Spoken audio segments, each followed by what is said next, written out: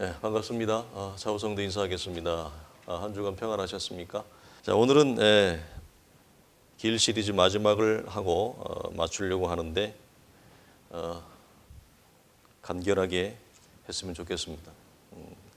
오늘은 길을 멈춘 자들이라고 하는 주제를 가지고 나눕니다. 오늘 내용은 강대한 선택과 믿음으로 좁은 길을 들어선 하나님의 사람들을 위로하고 격려하기 위함입니다. 어떤 이유 때문에 그 길을 멈춘 분들이 많습니다. 이 시대 가운데 여러분 우리가 주변에 쉽게 찾아볼 수 있습니다. 그래서 오늘 설교의 목적은 그런 강대한 길을 걸어가는 가장 고귀하고 아름다움을 걷는 그들을 응원하며 격려하여 다시 일어나 그 길을 걸어가도록 함이 목적이라 할 것입니다. 그래서 혹시 그 길을 멈춘 분이 있다면 먼저 다시 주의 이름으로 그들이 일어나 걷기를 축원합니다. 처음 걷는 길입니다. 여러분은 낯선 길을 좋아하십니까? 저는 예전만큼은 아니지만 여전히 낯선 길을 좋아합니다. 낯선 길은 기대감이 있고 동시에 두려움이 공존하죠. 그 두 마음을 가지고 출발합니다. 그러나 예상하지 못했던 장애물이 생각보다 빨리 나타납니다. 그 장애물은 첫째는 밖으로부터 오는데 환경과 조건적인 것입니다. 또 다른 하나는 우리 안에 있는 내면으로부터 나오는 것인데 이것은 옛날부터 내 안에 가지고 있던 것, 즉 육체의 부모로부터 물려받은 육체의 본성과 기질의 문제예요. 또 하나는 그 육체의 본성과 기질을 따라 넓은 길을 걷고 있을 때, 그 넓은 길에 있을 때 만들어진 삶의 칼라입니다. 삶의 방식입니다. 이 두 가지 장애물, 즉 환경적인 장애물과 내 안에 죄의 본성이 역사하여 만드는 죄의 저항성, 그리고 그 넓은 길에 있을 때 죄가 내 삶 가운데 창조해낸 죄의 습관들, 습성들이 우리로 하여금 이 좁은 길을 걸어가는데 나아가지 못하도록 한다는 사실을 여러분들이 항상 직시하셔야 됩니다.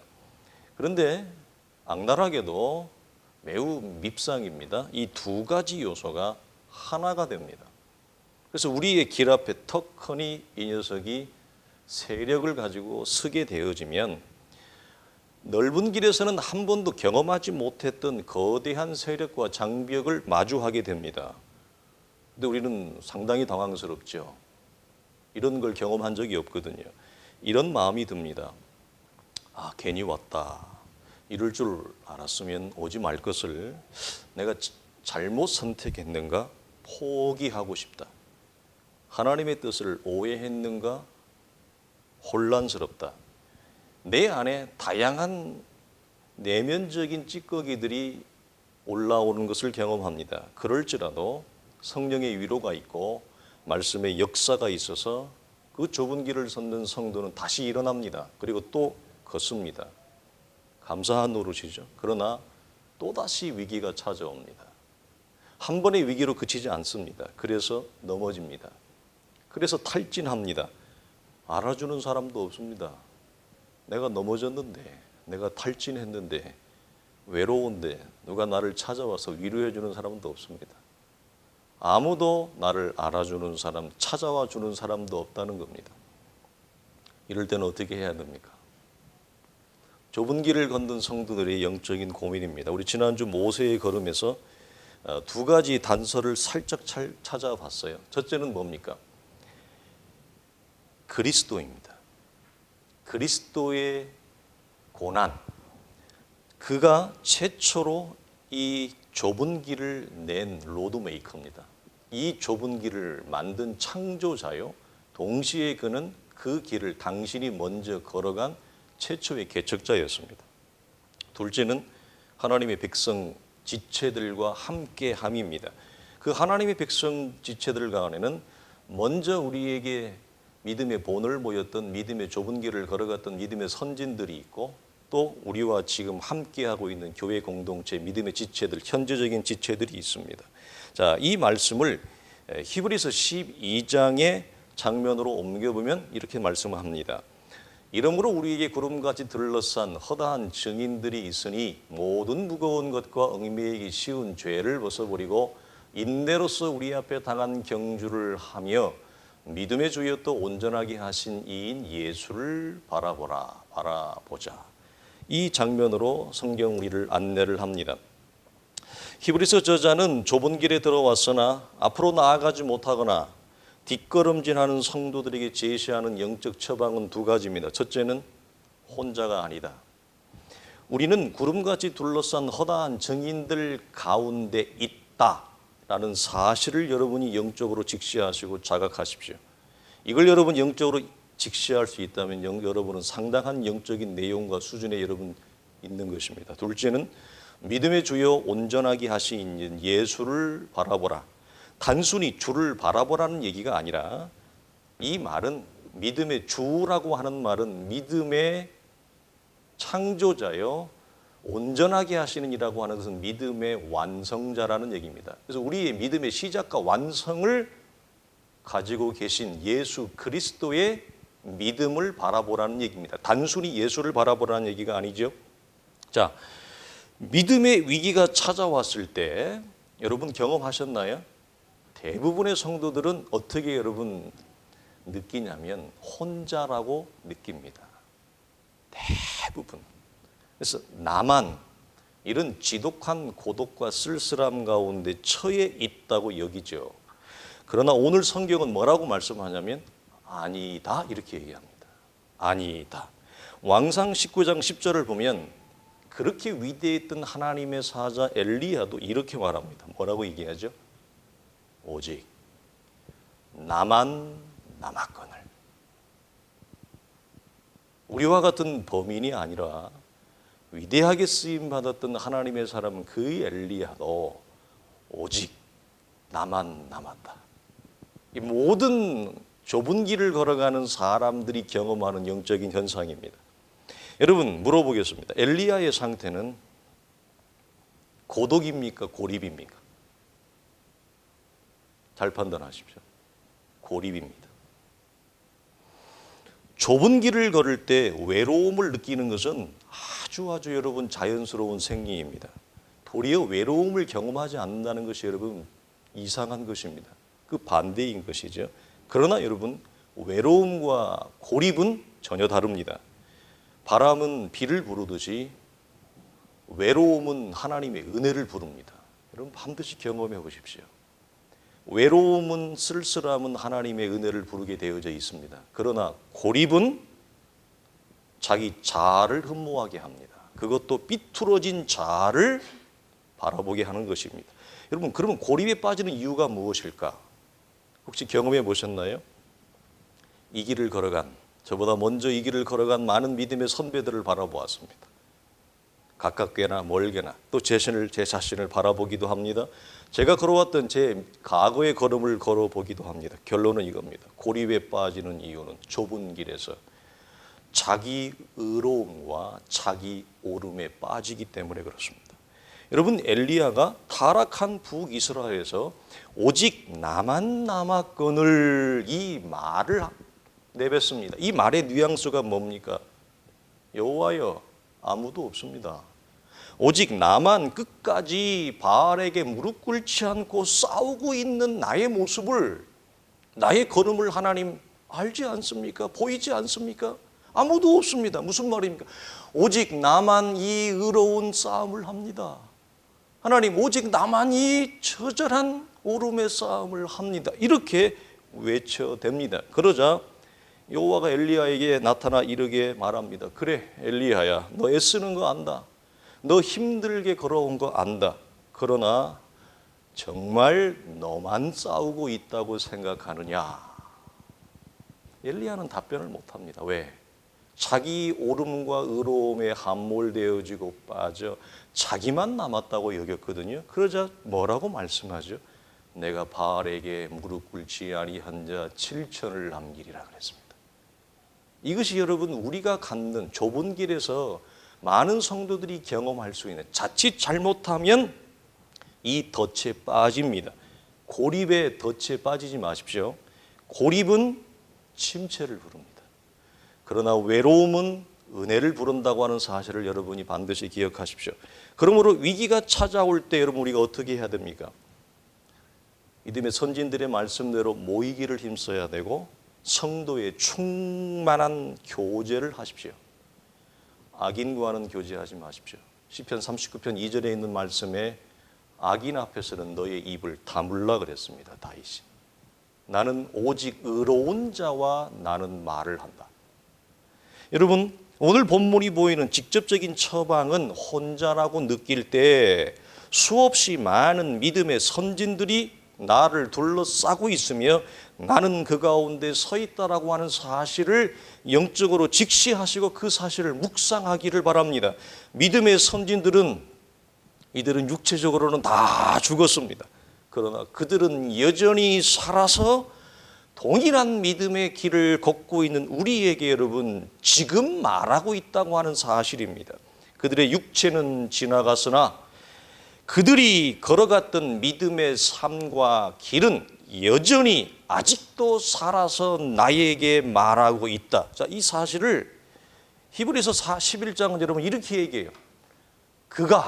그들이 죽었으나 믿음으로써 지금도 뭐하고 있다? 말한다. 그들의 삶은 과거였습니다. 시간적으로 여러분 수천 년 전의 삶을 살았습니다. 그러나 2022년을 살아가고 있는 우리에게 현재 지금 나에게 성경은 말하고 있다. 그 선진들의 걸음을 통해 놀라운 사실입니다. 여러분 믿음의 선진들이 이것을 기록한 이유가 여기 있는 것입니다. 왜 이것을 기록해 놓았느냐? 후대에 아브라함처럼 모세처럼 이삭처럼 이 길을 걸어올 자들이 반드시 있을 것이다. 그 길을 걷는 자들이 동일하게 뭐라고 말한다? 이 길을 걸을 때 나 혼자야. 나만 남았어. 나만 이렇게 힘이 들어. 나만 이렇게 외로워. 아무도 나를 찾아오지도 아무도 나를 알아주지도 않아. 이 말을 할 것을 그들이 다 알고 있습니다. 왜? 그들도 그랬거든요. 그래서 우리에게 이것을 남긴 겁니다.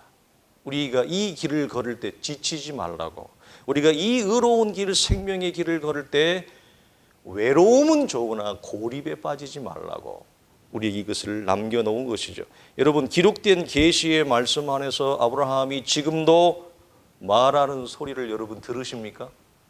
들으셨습니까? 들리십니까?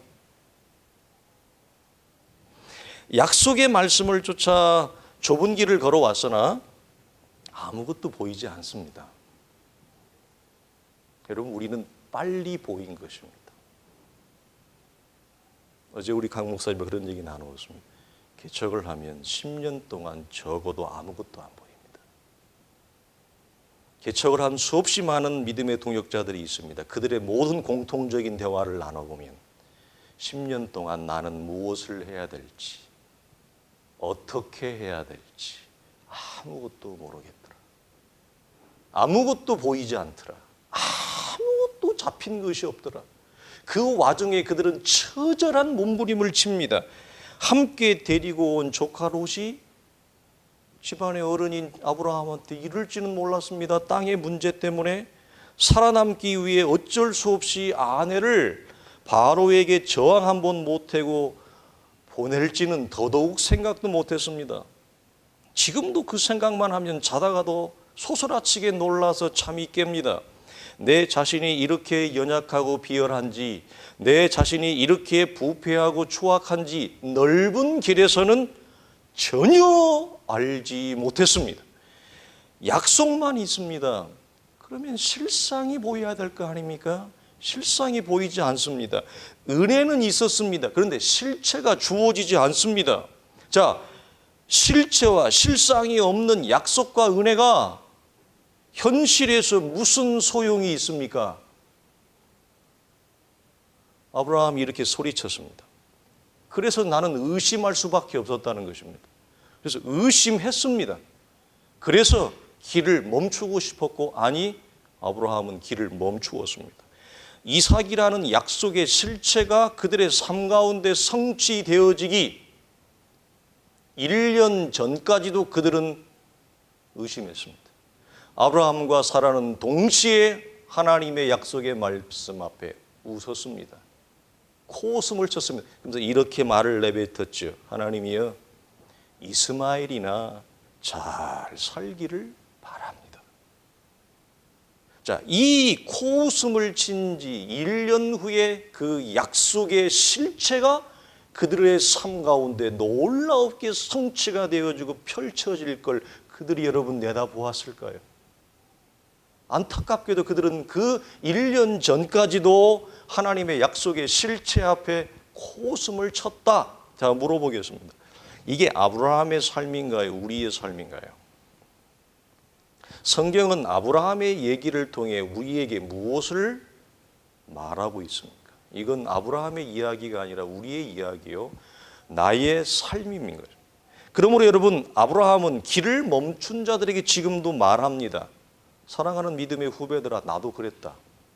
나도 심지어 이삭을 받기 1년 전까지도 의심했지 않느냐. 그러니 인내함으로 계속 앞으로 걸어가라. 의심하지 말고 나아가라. 응원하는 것입니다. 왜냐하면 하나님의 약속은 반드시 그의 때에 성취가 되어지기 때문이다. 아브라함이 말하는 소리를 여러분 들으십니까? 많은 사람들이 창세기를 읽다가 아브라함을 만나고 이삭을 만나고, 어떤 사람은 모세가 홍해를 건널 때에 같이 홍해를 건너야 되는데 건너지 못하 홍해 바다에 빠져버리고, 이삭이 파놓은 우물에 빠져버리고, 레이기에 와서 제물 바칠 때 자기가 제물이 돼가지고 자기가 죽고, 무슨 말이에요? 성경을 읽다가 다 끊어버린다는 거예요. 나아가지 못해요. 아브라함이 말하는 소리를 여러분 들으십시오. 여러분, 성경을 읽는 이유가 무엇입니까? 성경을 읽기 위해 읽습니까? 아니면 하나님의 소리를 듣기 위해 읽습니까? 맥체인 성경 읽기를 여러분에게 권하는 것은 어쩔 수 없이 성경을 읽지 않은 습관이 배었을 때는 읽기 위해서라도 읽는 신용을 할 것입니다. 그러나 그 단계를 지나가면 나중에는 성경을 읽기 위해 읽는 것이 아니라 하나님의 소리를 듣기 위해 읽는 자리에 나아갑니다. 그래서 읽으라는 것입니다. 중간에 걸음을 멈춘 자들에게 주님은 말씀하십니다. 선진들의 소리를 들으라. 너 혼자가 아니다. 그들이 끝낸 경주를 너도 인내로 반드시 끝내라. 그러면서 오늘 1절 중반절을 보면 그 길을 효과적으로 걸어갈 수 있는 영적인 제안을 하는데, 모든 무거운 것들과 얽매이기 쉬운 것들을 벗어버려라. 무슨 말입니까? 이 길은 좁아요. 넓은 길이 아니에요. 좁은 길을 걸을 때는 훨씬 에너지가 많이 듭니다. 넓은 길을 걸을 때마다 신경 쓸 것이 훨씬 많습니다. 긴장할 것도 많습니다. 그런데 여러분 생각해 보십시오. 무거운 것들을 어깨에 메고 이 좁은 길을 걸어갈 때 얼마나 그 발걸음이 무겁겠습니까?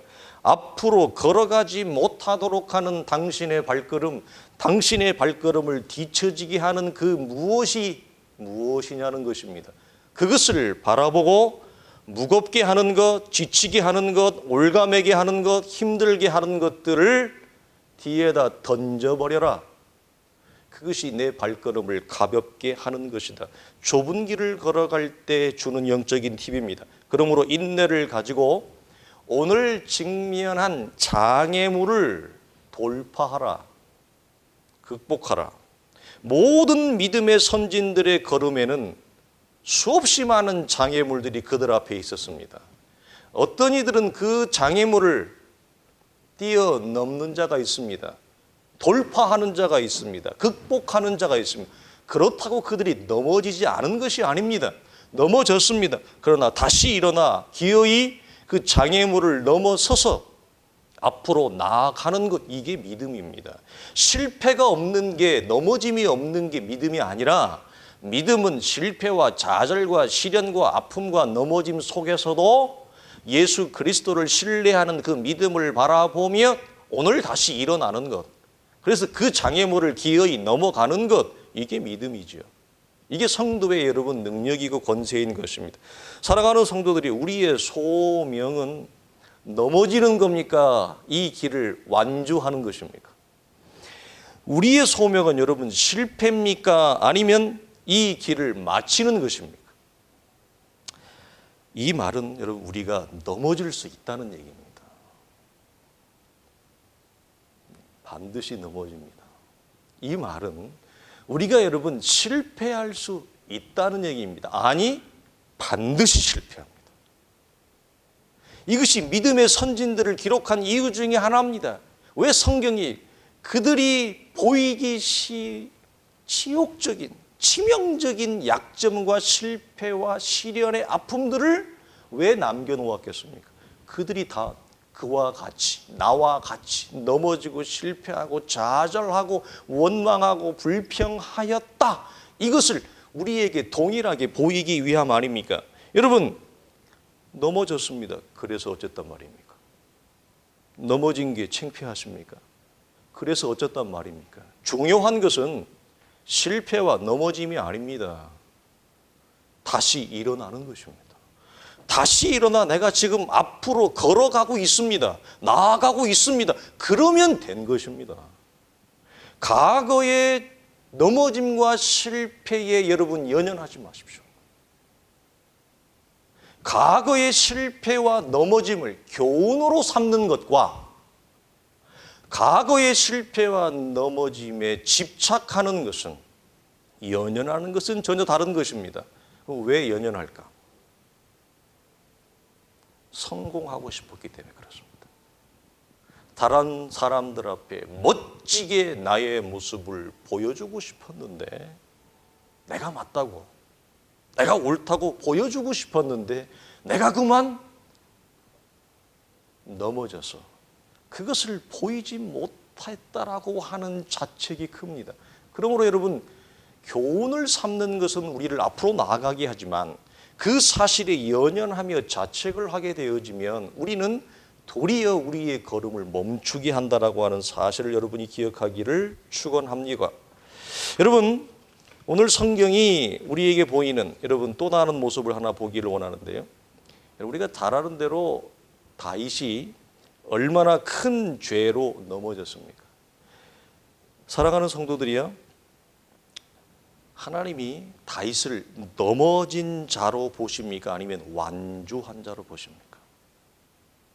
여러분, 여기에서 영적인 해안을 받기를 원합니다. 여러분, 베드로를 볼까요?